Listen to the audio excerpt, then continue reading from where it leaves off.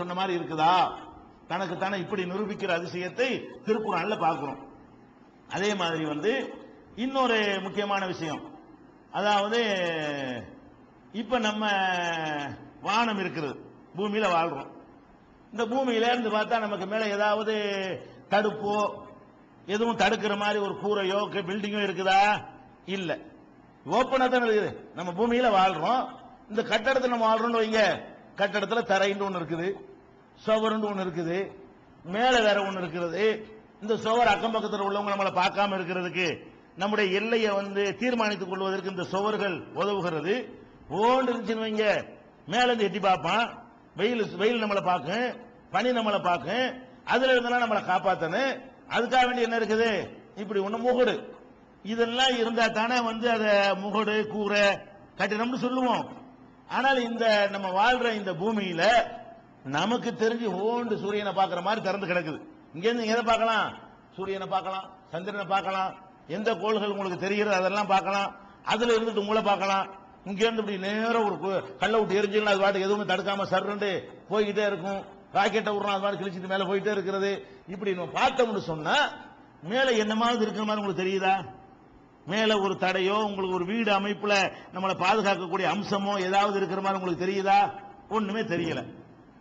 ஆனால் உண்மையில நீங்க பாத்தீங்கன்னு சொன்னா இதுல இருக்குது. இது ஒரு பில்டிங் தான் நீங்க இருக்கிறது. நம்ம வாழ்வது என்ன, நீங்க நினைச்சுக்கிட்டு இருக்கிறீங்க திறந்த வெளியில் வாழ்வதாக. திறந்த வெளியில் நீங்கள் இல்லை.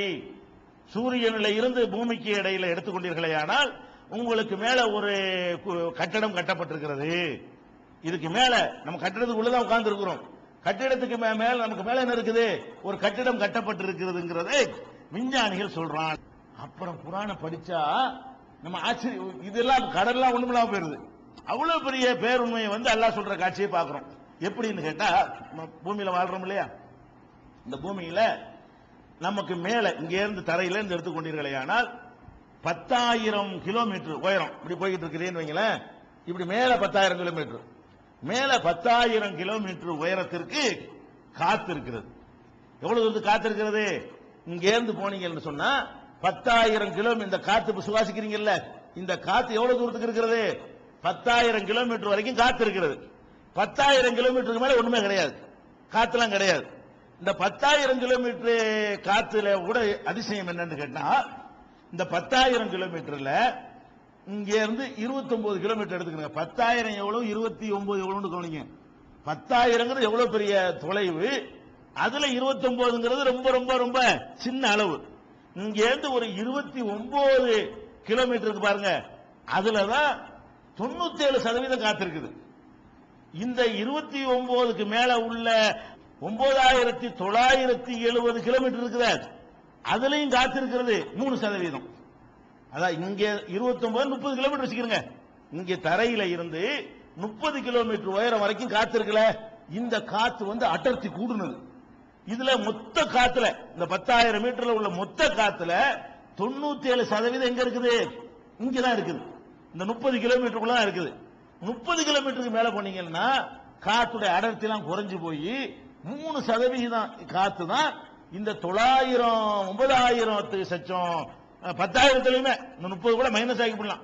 10,000 கிலோமீட்டர்லயும் மொத்தமா இருக்கிறது என்னதான் இருக்குது? 3% காத்து தான் இருக்குது. இப்படி இந்த காத்தை இறைவன் அமைச்சிருக்கிறான்.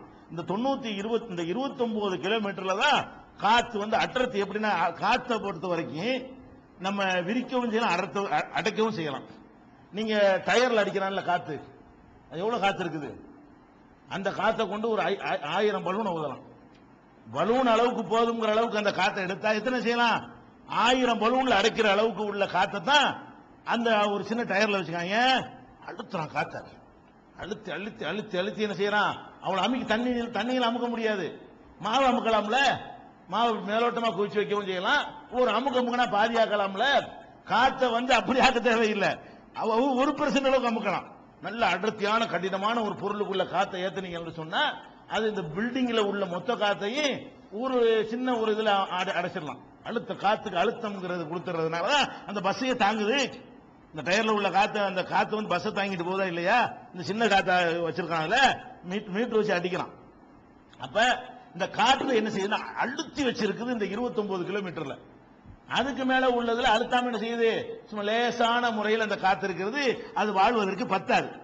இப்ப என்ன பிரச்சனைன்னு சொன்னா, இந்த காத்து இருக்குல்ல, அந்த காத்துல வந்து முதல்ல 5 அடுக்குகளாக காத்த பிரிக்கிறாங்க. எப்படி இது கூரை, இது நமக்கு ஒரு வீடாக ஒரு கட்டிடமாக எப்படி இருக்குங்கிறத பாருங்க. இந்த விஞ்ஞானிகள் இவ்வளவு கஷ்டப்பட்டு சொல்றாங்க, இது ரொம்ப அசால்ட்டா குர்ஆன் சொல்லிருக்கு. அதான் முக்கியமான பாயிண்ட். இந்த விஞ்ஞான பாடத்துக்காக நம்ம சொல்லல, விஞ்ஞானிகள் என்ன சொல்றாங்க நீங்க விளங்கி கொண்டு ஓரளவுக்கு மேலோட்டமாக விளங்கி கொண்டு குர்ஆனை பாத்தீங்கன்னா, இது எப்படி வந்து முகமதுக்கு சொல்ல முடியும், கண்டிப்பா முடியாத, இது கடவுள் தானே சொன்னாங்கிற ஒரு கருத்துக்கு நம்ம வருவோம். அதுதான் இந்த விவரம். இப்ப காற்றை எடுத்துக்கொண்டீர்களே ஆனால் மொத்தம் வந்து 5 அடுக்குகளாக காற்றை பிரிக்கிறாங்க. அதனுடைய அதுல என்னென்ன அடங்கி இருக்குங்கிறத பொறுத்து. முதல் அடுக்கு என்னன்னு கேட்டா, இங்க இருந்து ஒரு 16 கிலோமீட்டர் வரைக்கும் ஒரு அடுக்கு. இங்க இருந்து என்ன இருக்கு, 16 கிலோமீட்டர் வரைக்கும் காத்து, அது ஒரு அடுக்கு. அதுல இருந்து 16ல இருந்து 50 கிலோமீட்டர் வரைக்கும் உள்ளது இரண்டாவது அடுக்கா பிரிக்கிறான். 50ல இருந்து 80 கிலோமீட்டர் வரைக்கும் உள்ள காத்து அது ஒரு தனியா பிரிக்கிறான். 80ல இருந்து 1600 கிலோமீட்டர் வரைக்கும் உள்ள காத்து அது ஒரு வகையா பிரிக்கிறான். 1600ல இருந்து 10,000 வரைக்கும் உள்ள ஒரு காற்றை அது ஒரு வகையாக, இப்படி 5 வகையா பிரிக்கிறான். ஒவ்வொரு வகையும் ஒவ்வொரு விதத்தில நமக்கு பாதுகாப்பு தந்து கொண்டிருக்கிறது. ஒவ்வொரு அடுக்கும் என்ன செய்யுது, ஒவ்வொரு விதத்துல பாதுகாப்பு. எப்படி, இப்ப முதல் அடுக்கு இருக்குல்ல, அது வந்து 16 கிலோமீட்டர் உள்ளது. 16 கிலோமீட்டர் கனம் உள்ள ஒரு போர்வைன்னு வச்சுக்கிறங்க. இங்க இருந்து போற காத்து எவ்வளவு தூரத்துக்கு வருது, 16 கிலோமீட்டர் உயரம் வரைக்கும் எடுத்துக்கிட்டீங்கன்னா, இதுல வந்து நிறைய நைட்ரஜன் இருக்கிறது, நிறைய ஆக்சிஜன் இருக்கிறது, கார்பன் டை ஆக்சைடுலாம் இதுல தான் இருக்கிறது. எல்லாம் ஜாஸ்தியா இருக்கிற காரணத்தினால இதுல வந்து கொஞ்சம் கனம் கூட, இந்த காத்துக்கு என்னது கனம் கூடுதலா இருக்கிறது. இந்த 16 கிலோமீட்டருக்கு இடையில தான் மழை மின்னல் எல்லாம் வர்றதுலாம். இந்த மழை பெய்யுதுங்கிறீங்களே, அதெல்லாம் இந்த 16 கிலோமீட்டருக்கு உள்ளதான். இடி இடிக்குத, அதெல்லாம் இந்த 16 கிலோமீட்டருக்கு உள்ளதான். அப்ப இடி மின்னல் மழை தண்ணி சேமிச்சு வச்சுக்கிறது, நீங்க பாக்குற மேகமெல்லாம் இருக்குது, அது எல்லாமே இந்த 16 கிலோமீட்டருக்கு உள்ளதான். இந்த முதல் அடுக்குல அவ்வளவு இருக்கிறது. அப்ப இந்த அடுக்கு என்ன பண்ணுதுன்னு கேட்டா, சூரியனுடைய வெப்பம் பூமிக்கு வருதுல, சூரியனுடைய வெப்பம் வருது. இந்த வெப்பம் அது வரக்கூடிய அளவில் வந்து சேர்ந்தால், சந்திரன் எப்படி நம்மளை கரிக்கணும்னு சொன்னமோ அதே மாதிரி பூமியில நம்ம செத்து போயிருவோம். சந்திரனுக்கும் பூமிக்கு என்ன பெரிய தூரம், பக்கத்துல இருக்குது. சந்திரனுக்கும் பூமி எடுத்துக்கொண்டீர்களே ஆனால் 3 லட்சம் கிலோமீட்டர் இருக்கிறது. அப்ப 3 லட்சம் கிலோமீட்டர் இருக்கிற அந்த சந்திரன்ல உள்ள வெப்பம் எப்படின்னா மூளையை கொதிக்க வச்சுக்கிறதுன்னு சொல்றான். அதனுடைய குளிர்ச்சி எப்படின்னா நம்மளை விரைக்க வச்சிருதுன்னு சொல்றான். அவ்வளவு இருக்குது. அதே டிஸ்டன்ஸ்ல இருக்கிற பூமியில என்ன இருக்குன்னு, சூரியன் சந்திரனுக்கும் அந்த வெயிலைத்தான் பாய்ச்சுகிறது, பூமிக்கும் அந்த வெயிலைத்தான் பாய்ச்சுகிறது. 3 லட்சம் கிலோமீட்டருங்கிறது ஒரு சின்ன அளவு. அது இந்த கோடிக்கணக்கான கிலோமீட்டர் கணக்கில் ஒப்பிட்டு பார்த்தீங்கன்னு சொன்னா அது ஒரு ஒண்ணுமே கிடையாது. சில நேரத்தில் எடுத்துக்கிட்டீங்கன்னா பூமி வந்து சந்திரன் வந்து பூமியோட கொஞ்சம் கிட்டத்துல போயிடும். சூரியனுக்கு அப்படி சுத்திட்டு வர்றதானே. ஒரு நேரத்தில் பார்த்தா பூமியை விட சந்திரன் கிட்டத்துல இருக்கும், ஒரு நேரத்தில் பார்த்தா பூமியை விட சந்திரன் தூரத்துக்கு வந்துடும். பூமி சுத்திட்டு வர்றதுனால இந்த பக்கம் வரும்போது சூரியனுக்கு அது கிட்ட இருக்கும். பூமி கீழே சந்திரன் வந்துன்னு வைங்க, அப்ப பூமி தான் சூரியனுக்கு கிட்ட இருக்கும், சந்திரன் தூரமா போயிடும். அப்படி இருந்தும் கூட சந்திரன்ல தான் வெப்பம் அதிகமாக இருக்கிறது, பூமியில வெப்பம் வந்து நம்ம வாழ தகுந்த அளவுக்கு இருக்கிறது. அதுக்கு என்ன காரணம் கேட்டா, இந்த 16 கிலோமீட்டர்ல உள்ள காத்து தான். இந்த 16 கிலோமீட்டர் உள்ள காத்து என்ன செய்யுதுன்னா, இந்த காத்துல உள்ள காத்துன்னு நீங்க சொல்றீங்க, காத்துல நிறைய சரக்கு இருக்கிறது. சரக்கு இருக்கிறனால சுவாசிக்கிட்டு உட்கார்ந்துகிட்டு இருக்கிறீங்க, உங்களுக்கு தெரிய மாட்டேங்குது. இப்படி இழுத்து விடுறீல, காத்துல இருந்து எவ்வளவு சரக்குகளை உள்ள இழுக்கிறீங்க, ஆக்சிஜனை மறுபடியும் வெளியே விடுறீங்க, இழுக்கிறீங்க வெளியே விடுறீங்க. அந்த வேலையை வெறுமனே நீங்க இழுத்துட்டு விடுறது இல்ல, காத்த உள்ள இழுத்துட்டு அதுல இருந்து உங்களுக்கு தேவையானதை எடுத்துக்கிட்டு வேற ஒரு காத்து தான் வெளியிடுறீங்க. நீங்க உள்ள இழுக்கிற காத்து வேற, உங்கள்ட்ட இருந்து வெளியே வர்ற காத்து வேற. சத்து உறிஞ்சின காத்து வெளியே வருது, சத்தை எடுத்துக்கொள்ற காத்தோட நீங்க எடுக்கிறீங்க. அதெல்லாம் இதெல்லாம் அடங்கி இருக்கிறது.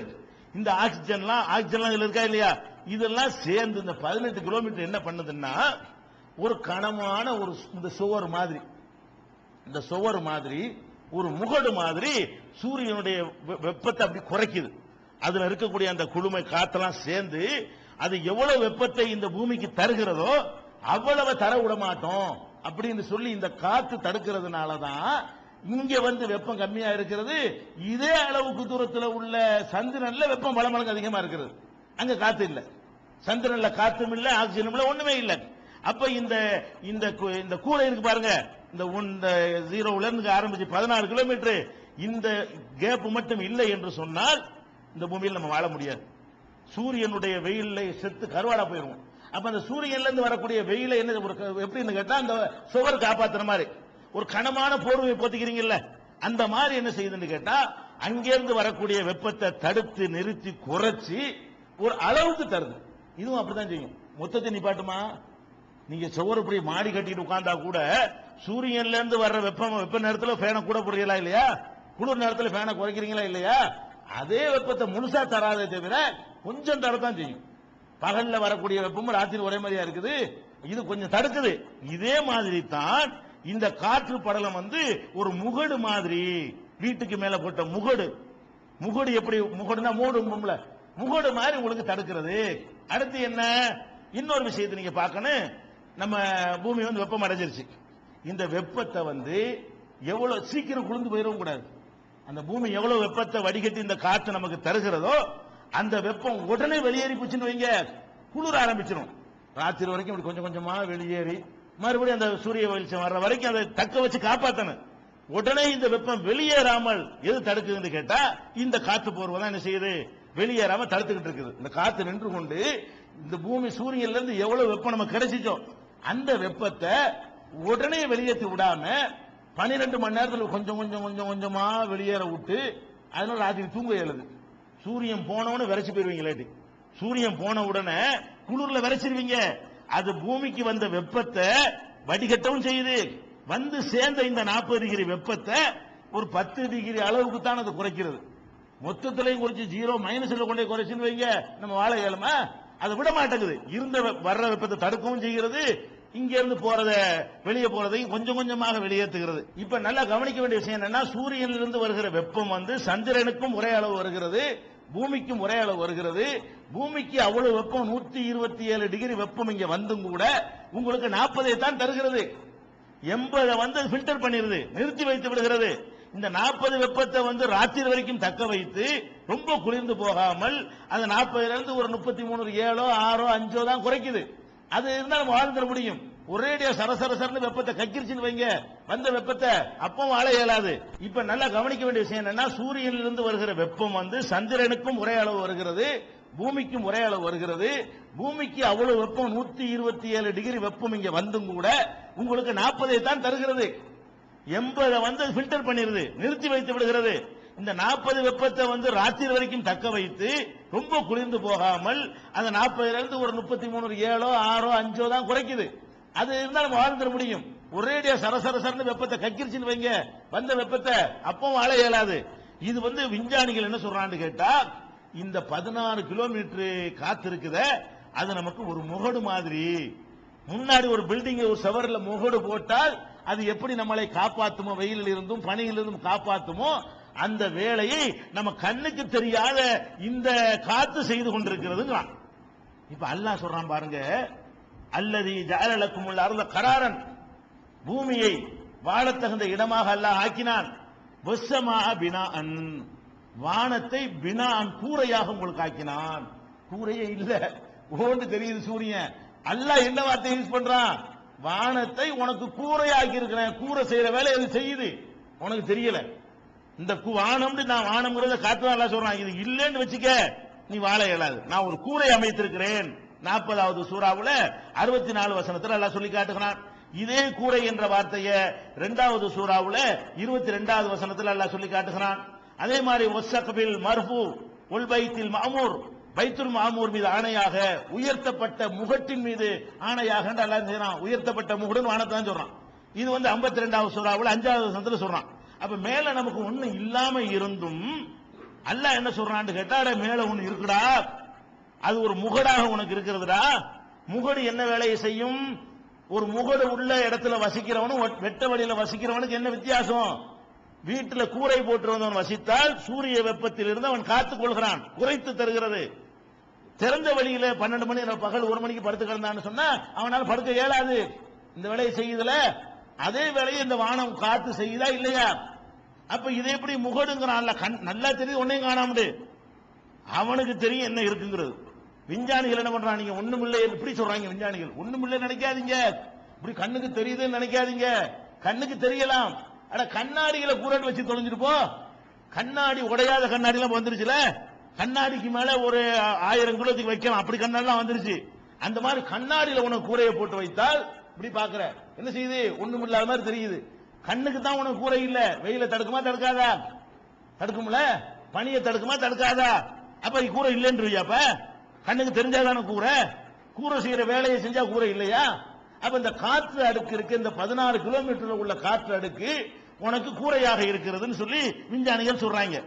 அது மட்டும் கூரை இல்ல, இன்னொரு கூரையை அவன் சொல்றான். என்ன சொல்றான்னு கேட்டா, இரண்டாவது அடுக்குக்கு பாருங்க. இரண்டாவது அடுக்கு எங்க? 16ல இருந்து 50 கிலோமீட்டர் வரைக்கும். 14 கிலோமீட்டருக்கு மேல போனா 50 கிலோமீட்டர் வரைக்கும் உள்ள இடம் இருக்குல்ல, அதுல ஆக்சிஜன் எல்லாம் பத்தாது, காத்தெல்லாம் கம்மியானதா இருக்கும், அடர்த்திலாம் ரொம்ப குறைவா இருக்கும். இந்த இடத்துல தான் மேகம்லாம் இருக்காது, மழையெல்லாம் இருக்காது. விமானம்லாம் இங்கதான் போய் ஸ்டடி ஆகும். ஸ்டடி ஆகுங்க, பெல்ட் எடுத்து விட்டுருங்க, சோறு தீங்குங்க, அப்பதான். ஏன்னு சாப்பிடலாம் தர்றானே, எப்ப தருவான்? இந்த 16 கிலோமீட்டர் உயரம் போற வரைக்கும் இப்படியே ஏறுவாங்க. ஏறும்போது ஆடும் அதிரும். ஒரு மேகத்துல மோதிச்சுன்னு வைங்க, இப்படி ஆடும். எவ்வளவு பெரிய கம்பெனியா இருந்தாலும், உயர்தர விமானமா இருந்தாலும் நமக்கு பயமா இருக்கு. அதுக்கப்புறம் மேல இந்த 16 கிலோமீட்டர் தாண்டிட்டான்னு சொன்னா அங்க மேகமும் கிடையாது, மின்னலும் கிடையாது, இடியும் கிடையாது, காத்துல எந்த விதமான கூரைங்கிறது அம்சத்துக்குரிய ஒண்ணுமே கிடையாது. அந்த இடத்துல விமானம் போகும்போது இப்படி நேர போவான், ஒண்ணுமே தெரியாது. உட்கார்ந்து இருக்கிறோமா, போகுதா போகலையா, சும்மா அப்படி நினைக்கிற மாதிரி இருக்குமா இல்லையா? அதெல்லாம் அங்க 16 கிலோமீட்டர் போன பிறகுதான். அங்கிருந்து கீழே மேகத்தை கீழே பார்ப்போம். இந்த 16 ஏற வரைக்கும் இப்படி மேகத்தை மேல பார்த்துட்டு போவோம். அப்புறம் மேல இருந்து பார்த்தா என்ன செய்யும், கீழே மேகமா இருக்கும். மேகத்துக்கு மேல நம்ம போய்கிட்டு இருப்போம், இருக்கா இல்லையா? இந்த 16ல இருந்து 50 கிலோமீட்டர் தூரம் தான் விமானங்கள் பறப்பதற்கு உள்ள இடம். இதுல என்ன இருக்குன்னு கேட்டா, அதாவது 20 கிலோமீட்டர் போன உடனே 20ல இருந்து 35 வரைக்கும், இந்த 16ல இருந்து 50 இருக்குல்ல, இந்த 16ல இருந்து இன்னொரு 4 கிலோமீட்டர் மேல போன உடனே அங்கிருந்து இன்னொரு 20 ஆயிரத்துல இன்னொரு 15 சேர்த்துக்குங்க, 35 கிலோமீட்டர் இடையில ஒரு படலம் இருக்கிறது. அது ஓசோன் சொல்றான். அந்த படலத்துக்கு பேர் என்னது? ஓசோன் படலம் அப்படின்னு ஒரு படலம் இருக்கு. எங்க இருக்குது? இந்த 16ல இருந்து 50 கிலோமீட்டர்ல எண்டுலையும் வைக்காம கடைசிலையும் வைக்காம நடுவுல கொண்டு எல்லாம் வச்சிருக்கான். அந்த படலத்தை பாதுகாக்கிறதுக்காக வேண்டி, இதனுடைய தாக்கம் வரக்கூடாது, அதனுடைய தாக்கம் வரக்கூடாதுங்கிறதுக்காக வேண்டி இந்த 16 டு 50ல 20 டு 35 இருக்குல்ல இந்த இடைப்பட்ட இடம், இந்த இடத்துல ஓசோன் என்ற பெயர்ல ஒரு படலம் இருக்கு. காத்துதான் அது, அதுல ஒரு படலம் இருக்கிறது. அந்த படலத்துடைய வேலை என்ன தெரியுமா? சூரியன்ல இருந்து வரக்கூடிய புற ஊதா கதிர்ங்கிறான்ல, அல்ட்ரா வயலட், சூரியன்ல இருந்து 7 விதமான வெளிச்சங்கள் வருது. உங்களுக்கு 7 கலர் வரும்ல, வானவில்லுடைய 7 வர்ணங்கள், வர்ணங்களை பத்தி பின்னாடி பார்ப்போம், அதையும் எல்லாம் சொல்றான். 7 வர்ணங்கள், என்னென்ன வர்ணங்கள் வருது, ஒவ்வொரு வர்ணத்துடைய தன்மை என்னங்கிறது வருது. இப்ப அந்த 7 வர்ணங்கள்ல கடைசி வர்ணம் எது? அல்ட்ரா வயலட் சொல்றான்ல, புற ஊதா. அந்த கடல்ல சூரியன்ல இருந்து வர வெளிச்சம் இருக்குது.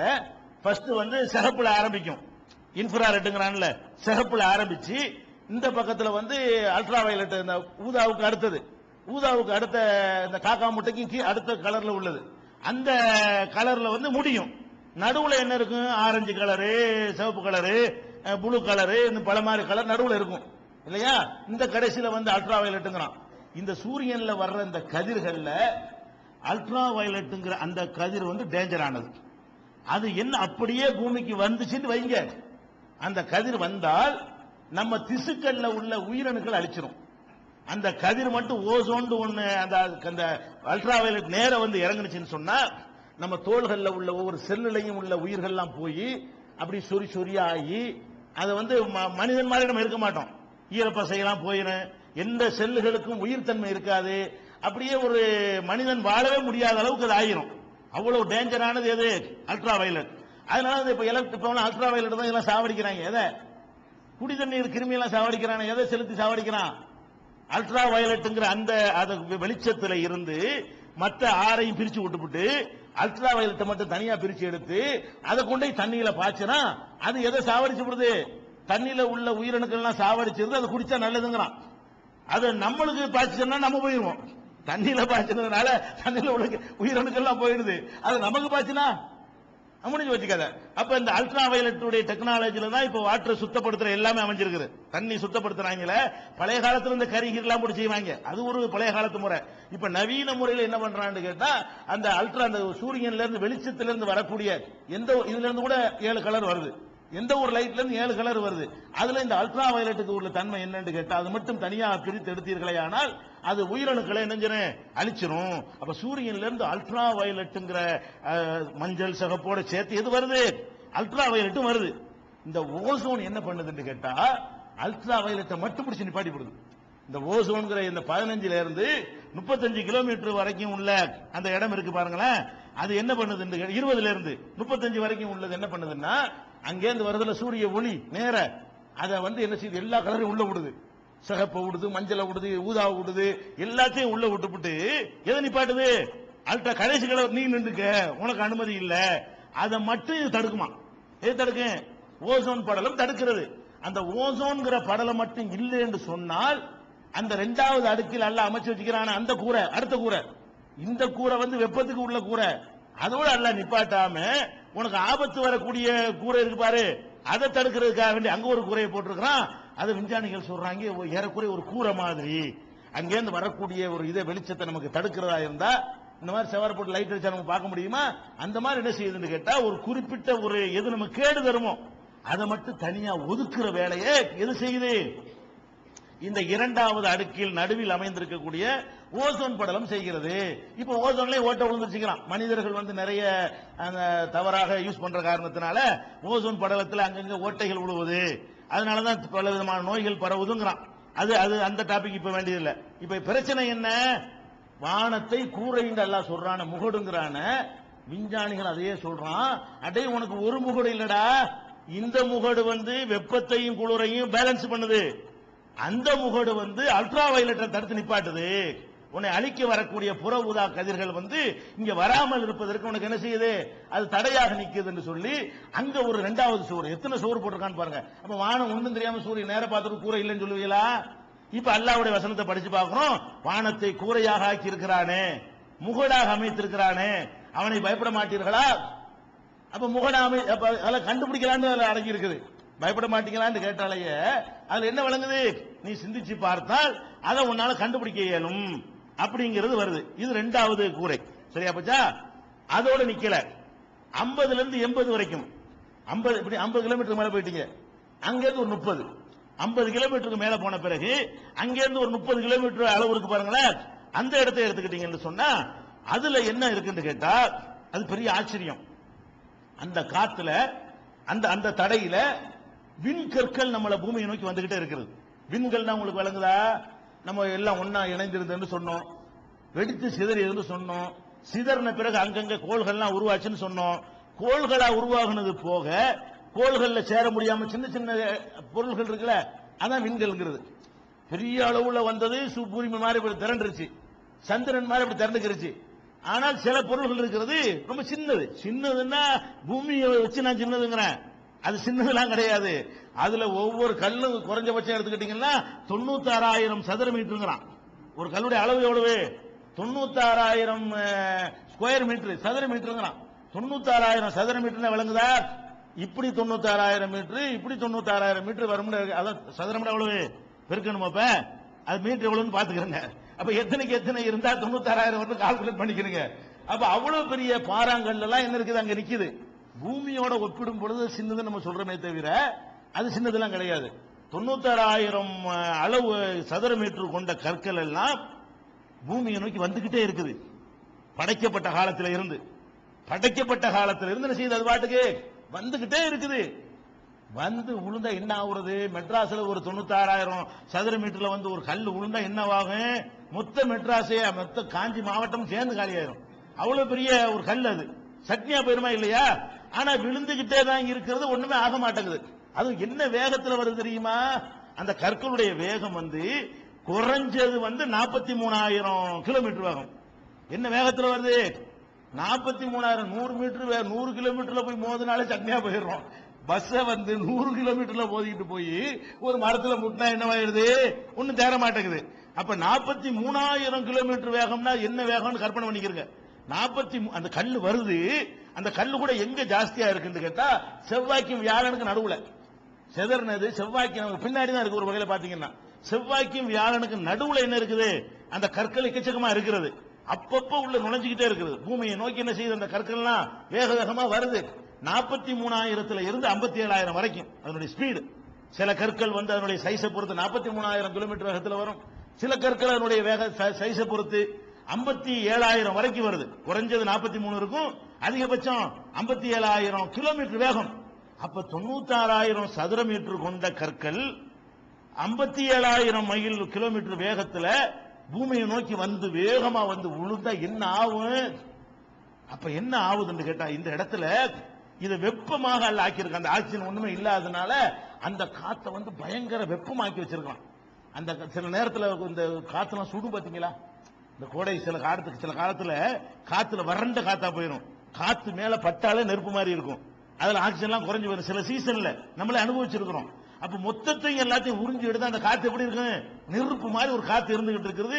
50 இருந்து 80 அது பயங்கர வேகமா பூமியை நசிக்கலான்னு வரும். அந்த கல்லு பூமியோட காலி பண்ணிடலாம், பாதி பூமியை காலி ஆக்கலான்னு வேகமா வருமா? இந்த காத்துல நுழைஞ்ச உடனே இதனுடைய வெப்பம் இருக்குது, அந்த காத்துடைய வெப்பம் இதுவும் அதனுடைய வேகம் சேர்ந்து அப்படியே எரிஞ்சு பஸ்பமாக்கி சாம்பல் துகளாக்கி துகள்களாக கொண்டாந்து கொட்டிக்கிட்டே இருக்கிறது. பாறைகளாக வந்து விழாமல் உங்களுக்கே தெரியல. இப்ப கூட துகள்கள் வந்து விழும், உங்களுக்கு தெரியறது இல்ல. அந்த துகள்கள் இவ்வளவு பெரிய பிரம்மாண்டமான பிரிச்சு அனுப்புற காரணத்தினால அது நமக்கு தெரிய மாட்டேங்குது. ஒரு இடத்துல இப்படி விழுந்தா தெரிஞ்சு போயிடும். செதறடிக்கப்படுறதுனால என்ன செய்யறது இல்ல, தெரியறது இல்ல. அப்ப அந்த விண்கற்கள் வந்து வியாழனுக்கும் செவ்வாய்க்கும் இடையில இருக்கக்கூடிய கோடிக்கணக்கான விண்கற்கள், இந்த வால் நட்சத்திரம் எல்லாம் சொல்றாங்க பாருங்க, அதெல்லாம் கூட விண்கற்கள் தான். அதுக்கு எந்த ஒரு ஒளியும் கிடையாது, கல்லு தான் அது. அது சூரியனு கிட்ட வரும்போது அந்த ஒளியை வாங்கி லைட் மாதிரி நமக்கு தெரிகிறது. சூரியன் விட்டு விலகிருச்சுன்னா வெறும் கல்லு தான் அது, அவன் மண் மாதிரி உள்ளதான் அது. அப்ப விண்கற்கள் சொல்ற முக்காவாசி நட்சத்திரம் வந்து அது கல்லு தான். அது அதுக்கு சொந்த ஒளி கிடையாது, சொந்த பிரகாசம் கிடையாது. சூரியன் மாதிரி அதுக்கு நெருப்புலாம் கிடையாது. பாதி நட்சத்திரத்துக்கு ஆவாசி நட்சத்திரம் தான் நட்சத்திரம், மீதி எல்லாமே விண்கற்கள் தான். சூரியன் கிட்ட வரும்போது அந்த ஒளியை வாங்கி அதுவே வெளிச்சமாக காட்சி தருகிறது. ஒரு இரும்பு கூட நெருப்புல போட்டு பழக்க காய்ச்சினா அதுவே நெருப்பாயிடுதுல. இரும்புல நெருப்பு இருக்கிற அர்த்தம், இரும்பு கூட நல்லா பழக வச்சோம்னா அதுவே இரும்பா தெரியும் இல்லையா? சூரியன் கிட்ட வரும்போது அதுவே பழுத்து போய் நமக்கு என்ன செய்யுது தெரிகிறது, விலகி போறோம்னு கல்லா போயிடும். அப்ப அந்த இந்த மாதிரியான ஏராளமான கற்கள் வந்து சுத்தி கொண்டே இருக்கிறது. திடீர்னு பேலன்ஸ் தவறி போய் என்ன செய்யும், பூமியை நோக்கி வந்து விழும். வேற வேற கோள்கள்லையும் விழும், அது நமக்கு தேவையில்லை. பூமியிலையும் விழும். பூமியில ஈர்க்கப்பட்டு விழக்கூடிய நேரத்தில் அப்படி விழாமல் அதை பசுபமாக்கக்கூடிய இன்னொரு கூரை எங்க இருக்கிறது? இந்த 50 இருந்து இங்க இருந்து 50 கிலோமீட்டர் உயரத்துல, அங்க இருந்து ஒரு 30 கிலோமீட்டர் சேர்த்து மொத்தம் 80, அந்த 30 கிலோமீட்டர் உயரத்தில் உள்ள அந்த காற்று வந்து இந்த விண்கற்களை எரிகற்களை பூமியில் விழாமல் தடுக்கிறது அப்படின்னு பாக்குறோம். இந்த கொலம்பியா ஒரு விண்கலம் வந்து பாத்தீங்களா? அந்த விண்கலம் வந்த வேகம் எவ்வளவு வேகத்தில் வந்து தெரியுமா? 28,000 கிலோமீட்டர் வேகத்துல அவன் கொண்டு வந்தான். 28,000 கிலோமீட்டர் பசுமா போச்சுன்னா வச்சுக்க பாத்துக்கிறங்க, அதுவே பயங்கரமா பாதிச்சு போய் வந்து விழுந்துச்சு. அப்ப இது எவ்வளவு வேகத்தில் வருது? அதுக்கு டபுள், 57,000 மைல் வேகம். இதனுடைய சைஸ் ஒப்பிட்டு பாத்தீங்கன்னா அதோட ஒப்பிட்டா ஒண்ணுமே இல்லை, விண்கற்களோட ஒப்பிட்டா. அப்ப ஒரு சின்ன பொருள் கூட இந்த வெப்பத்தகடு எதனால ஏற்பட்டுச்சு? அந்த இடத்துல வரும்போது வெப்பமாக்கக்கூடிய ஒரு இடம் இருக்கு பாருங்க, அந்த இடத்துல வரும்போது எரிஞ்சு போயிடும். அதை தடுக்கிறதுக்கு வெப்ப தகடுகள்லாம் பொருத்துவாங்க. அந்த தகடுல ஏற்பட்ட பிராபலத்தினாலதான் அது எரிஞ்சு வந்து விழுந்துச்சு கடல்ல. அப்ப அந்த மாதிரியான அது மாதிரிதான் கற்கள் வந்துகிட்டே இருக்கிறது. அது அங்க எரிச்சு சாம்பலாக்கப்படுற இடம் அந்த இடத்துல இருக்கிறது. அப்ப இப்ப சிந்திச்சு பாருங்க, வானத்தை வந்து அல்லாஹ் என்ன செஞ்சிருக்கிறான்? உங்களுக்கு தடையாக, ஒரு சுவராக, ஒரு முகடாக, கூரையாக, இப்படிலாம் எப்படி சொல்ல இயலும்? ஒண்ணுமே இல்லைன்னு நல்லா தெரியுது. அந்த மக்களுக்கு இது சொல்ல தேவையும் இல்லை. அந்த காலத்தில் உள்ள மக்களை ஏமாத்திருக்கா சொல்லி இருந்தா சும்மா விட்டுருக்கு. இதுல சந்தேகத்தை ஏற்படுத்துது. என்னடா இந்த நல்லதான கூரைங்கிற உடனே காணா. அந்த காலத்து மக்கள் பார்வையில பாருங்க, ரசூல் ஸல்லல்லாஹு அலைஹி வஸல்லம் போய் இது தேவையில்லாம சொல்றதுனால அது மைனஸா பிளஸா நம்பிக்கிட்டு போயிட்டாங்க அவங்க. அவன் வந்து குறுக்குத்தனமா சிந்திச்சான்னு வைக்க, நல்லா தான் இருந்தாரு. நல்ல ஒன்று சூரியன் நல்லா பளிச்சுன்னு தெரியுது, சந்திரன் தெரியுது, கூரையே இல்லைன்னு தெரியுது, கூரைங்கிறாரு. இல்லாத கூரை என்ன செய்ய இருக்குங்கிறாருங்கிறது மைனஸ் தானே. இதை யாராவது சொல்லுவாங்களா? தனக்கு சாதகத்துக்காக சொல்வதாக இருந்தால் இதை சொல்லாம இருந்திருக்கலாம். இது உண்மை. அந்த காலத்து மக்கள் அவங்களுடைய கேரக்டரை வச்சு நம்பிட்டு போயிட்டாங்க, நமக்கு புரியலன்னு சொல்லி. ஆனால் இது அந்த காலத்தில் உள்ளவன் வந்து வேற மாதிரி கிறுக்குத்தனமா சிந்திச்சு பார்த்தான்னு சொன்னா அது பொய்ன்னு தான் சொல்லியிருப்பான். ஏன் இல்லாத ஒண்ணு இருக்குண்டா என்ன, இல்லாத ஒண்ணு நான் இருக்குன்னா நீங்க என்ன சொல்லுவீங்க? நீங்க லூசு பியலா இல்லையா? அப்ப இது எப்படி வந்து இது கூரைன்னு அவர் சொல்லுவாரு? அப்ப நல்லா தெரியுது இது ஒரு உண்மை. இது அல்லாஹ் சொல்றதுனால அது வந்து யாரையும் கேர் பண்ணாம அல்லாஹ் சொல்லிவிட்டான் அப்படிங்கிறது விளங்குது. அதுக்கடுத்து என்னன்னு கேட்டா, அடுத்த ஒரு அடுக்கு இருக்கிறது. அந்த அடுக்கு என்ன? வெப்ப அடுக்குன்னு அதை சொல்றான். அதுல ஹீலியம், ஹைட்ரஜன்லாம் அதுல அதிகமா இருக்கிறது. அந்த இடத்துல இருந்து இது 80க்கு மேல 1600 கிலோமீட்டர் வரைக்கும் உள்ள ஒரு அடுக்கு இருக்கு பாத்தீங்களா? அந்த அடுக்குல எடுத்துக்கிட்டீங்கன்னா அது ஒரு தடையா இருக்கு. என்ன தடை? பூமியில இருந்து சிலதைத்தான் வெளியேறதுக்கு அனுமதிக்குது. சில விஷயங்கள் வெளியே ஒரு பந்து எடுத்து அடிக்கணும், அப்படி கோபத்துல முட்டிட்டு கீழே இறங்கிடும்ல. இங்க இருந்து ஒரு கல்லை விட்டு என்ன செய்றீங்க, இது வெளியே போகட்டும்னா அப்படிதான் எரியணும். வெளியே போக நினைச்சீங்கன்னா இப்படி எரிஞ்சீங்கன்னா இங்க இருந்து பேனாவதுக்கு வெளியே போக எரிஞ்சா வெளியே போகுமா? என்ன செஞ்சிடேன், இது தடுத்து கீழே தள்ளிடும். நான் வெளியே போனது எரிஞ்சாலும் வெளியே போகாதீங்க, மேல ஒரு கூரை இருக்குது. அதே மாதிரி நம்ம சில விஷயங்களை வெளியே எரியிறோம். எரியிற விஷயங்களை அந்த இடத்துல ஒரு காவலாளர் நிப்பாட்டி இருக்கிறான். நீ வெளியே போக பாக்குறியா, விடமாட்ட பாருன்னு கீழே தள்ளி விட்டுறான். அது என்னது? நம்ம இங்க இருந்து அனுப்பக்கூடிய ஒளி ஒளி அலைகள். இப்ப வானொலியெல்லாம் அனுப்புறான்ல, ரேடியோவில் நியூஸ் அனுப்புறான், செய்தியை என்ன அனுப்புறான், இங்க இருந்து மேல தள்ளுறான், சவுண்ட் ஏத்துறான், அங்க சேட்டலைட்டா நிப்பாட்டி வச்சுக்கிறான். அந்த இடத்துக்கு போன உடனே அதுக்கு மேல கடத்த விட மாட்டேங்குது, அப்படியே திருப்பி கீழே தள்ளுது. அதனால கேக்குறீங்க, எங்கேயோ ஒளிபரப்புறதை இப்படி ஒளிபரப்புறான்ல, படத்தை ஒளிபரப்புறான்ல, இங்க இருந்து இப்படி மேல அனுப்புறான். அனுப்பின உடனே மேல இருந்து இப்படி கீழே தள்ளுது. நீங்க டிஷ் தட்டை விரிச்சு வச்சுட்டு என்ன செய்றீங்க, அதை வாங்கிக்கிறீங்க. அதை டிஷ்ல வாங்குறீங்களா இல்லையா? டிஷ் மாதிரி தட்டை வச்சுக்கிட்டு ரெடியா உட்கார்ந்துட்டு இருக்கிறீங்க. அப்ப அவன் நேர கொட்டினாண்டு வராது, நேர கொட்டினா வராது. எதனால நமக்கு வருது? எங்கேயோ ஒளிபரப்புறது இங்க எப்படி கிடைக்குதுன்னு கேட்டா, இங்க இருந்து அவன் இப்படி தள்ளி விட்டான்னு வைங்க, எல்லாத்துக்கும் கிடைக்காது. இங்க இருந்து இப்படியே அமுக்குறான், மேல கொண்டு போறான். மேல இருந்து அது அப்படியே விரிச்சு கொட்டுது, பாதி பூமிக்கு இப்படி வந்துருது. மேல போன தடுக்கிற இடம் எது? இந்த இடம் தான். 4வது அடுக்கு இருக்கு பாருங்களேன். இந்த 4வது அடுக்குல போன உடனே இந்த ஒளி வெளிச்சம் படம் கிடம் எதுவும் போனாலும் சரி, இது எங்க இல்ல, கீழே இறங்க, திருப்பி போ, இங்க விட மாட்டோம், இதை தாண்டி வெளியே போக விட மாட்டோம், தடுக்கிறது. போக விட்டுக்கிட்டு வைங்க, டிவியும் கிடையாது, வானொலியும் கிடையாது, ஒரு பல முசிபத்தும் கிடையாது, எல்லாமே கரெக்டா போயிரு. அது என்ன செய்யுது? அது இங்க இருந்து போக பார்த்தாலும் இந்த சத்தத்தை இதுக்கு மேல விட முடியாது. இது வரைக்கும் வரலாம், நீ இதுக்கு மேல திருப்பி நீ போ அப்படின்னு சொல்லி இந்த வானொலிகள் என்ன செய்யுது, திருப்பி அனுப்புது. அது கூட அல்லாஹ் என்ன செய்யறான், கூரன்னு மட்டும் சொல்லாம வஜஅல்னா ஸமா ஸக்ஃபம் மஹ்ஃபூலா, வானத்தை பாதுகாக்கப்பட்ட ஒரு கூரையாக ஆக்கி. எவ்வளவு வார்த்தைன்னு பாருங்க. வானத்தை 21:32 அல்லாஹ் சொல்லி காட்டுகிறான், வானத்தை பாதுகாக்கப்பட்ட கூரையாக ஆக்கி இருக்கிறோங்கிறான். வஸ்ஸமாயி ذات الرجع, திருப்பி தருகிற வானத்தின் மீது சத்தியமாக சொல்றான். இந்த வானம் சில விஷயங்களை உங்களுக்கு திருப்பி தருகிறது, போற விஷயங்களை அப்படி விட்டுறாம திருப்பி உங்களுக்கு தருகிறது. இந்த வாசகத்தை எல்லாம் வைத்து பார்க்கும் பொழுது இந்த வானத்தை ஆகாயத்தை பற்றி திருமறை குர்ஆன் என்ன சொல்லுது? அது ஒரு முகடு என்று சொல்லுது. முகடாக தெரியாமல் இருந்தும், கண்ணுக்கு அப்படி ஒன்று இருப்பது யாருக்கும் புலப்படாமல் இருந்தும், அந்த காலத்து மக்களுடைய கருத்துக்கு புலப்படாமல் இருந்தும், ஒரு விஞ்ஞானியும் அந்த காலத்தில் இதை பற்றி பேசாமல் இருந்தும் வலிய வேணும்னு போய் சொல்லுகிறது, வானம் உனக்கு கூரை. அப்ப இங்கதான் விழுப்புக்கு போயிடுறோம், இங்க ஒரு கூரை, இங்க ஒரு ஒவ்வொரு இடத்துல ஒரு கூரையை வச்சு பல அடுக்குகளையும் கூரையாக அல்ல அமைத்து என்ன செய்யறான், நம்மளை காப்பாத்துறான். இதெல்லாம் வச்சுதான் வாழ்ந்துகிட்டு இருக்கிறோம். டிஸ்டன்ஸை வச்சு நீங்க வாழல. நம்ம 15 கோடி கிலோமீட்டர் இருக்கிறோம், அதனாலதான் தப்பிச்சுன்னு நினைக்காதீங்க. இந்த 15 கோடி கிலோமீட்டர்ல நீங்க இருந்து இதை மட்டும் எல்லாம் உருவிட்டான்னு வைங்க, இந்த கூரை அந்த கூரை எடுத்துட்டான்னு சொன்னா 5 நிமிஷம் கூட நிக்காத உலகம், முடிஞ்சு வச்சுக்காத, மொத்தம் அழிஞ்சு போயிடும். அப்ப நீ அழியாம இன்னைக்கு உலகத்தை நீ வாழ்வதற்கு இந்த கூரை தான் உனக்கு கவசமா இருந்து கொண்டிருக்கிறது. உனக்கே தெரியாம அந்த கூரையை கூட அல்லாஹ் இப்படி அமைச்சிருந்தான்னு வைங்க, கூரைன்னா இப்படித்தானே நினைக்கிறோம், இப்படி காத்து அமைச்சிருந்தான்னா நீங்க எப்படி, நான் உங்களை நோக்கி நான் எப்படி வர்றது, நீங்க என்ன நோக்கி எப்படி வருவீங்க? இங்க எல்லாம் இருக்குமே, அத செவர அந்த கூரையை பாக்குற ஒரு பொருளால ஆக்கியிருந்தான்னு சொன்னா, அப்ப சிமெண்ட்னால அப்படி கட்டி வைக்க வேண்டியதான். அப்ப நான் உங்களை பார்க்கலாம், உங்களை அப்படி மொத்தத்தை அடிச்சிருந்தான்னு வைங்க, அப்படி எப்படி இருக்குன்னு பாருங்க. அல்லாஹ் என்ன செய்யறான், கூரையாவும் இருக்கணும், நீ வாழவும் செய்யணும் அப்படிங்கிறதுக்காக வேண்டி அற்புதமான ஏற்பாடுகளை செஞ்சிருக்கான். அப்ப இந்த வானத்தை பற்றி கூரையை பற்றி பேசக்கூடிய பல வசனங்களை எடுத்து பார்த்தோம்னு சொன்னா, இந்த விஞ்ஞானிகள் போல கஷ்டப்பட்டு ஆராய்ச்சி பண்ணி, அதுவும் இந்த ஒரு 100 வருஷத்துல தான் இந்த நாலேஜ் எல்லாம் எப்ப அதிகமா வந்திருக்குது, இந்த 100 ஆண்டுகளுக்குள்ளதான் இவ்வளவும் வந்திருக்கிறது.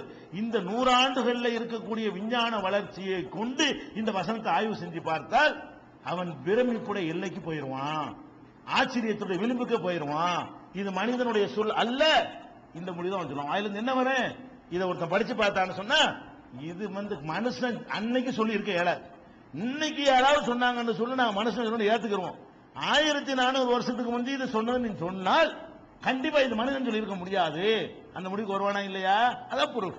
அப்ப திருக்குர்ஆனை பொறுத்த வரைக்கும் தன்னைத்தானே இது அல்லாஹ்விடமிருந்து வந்தது என்பதை இப்படி அடுக்கடுக்காக நிரூபிக்கிற காட்சியை பார்க்கிறோம். இன்னும் சில அதிசயங்களை நம்ம பார்த்துவிட்டு மற்ற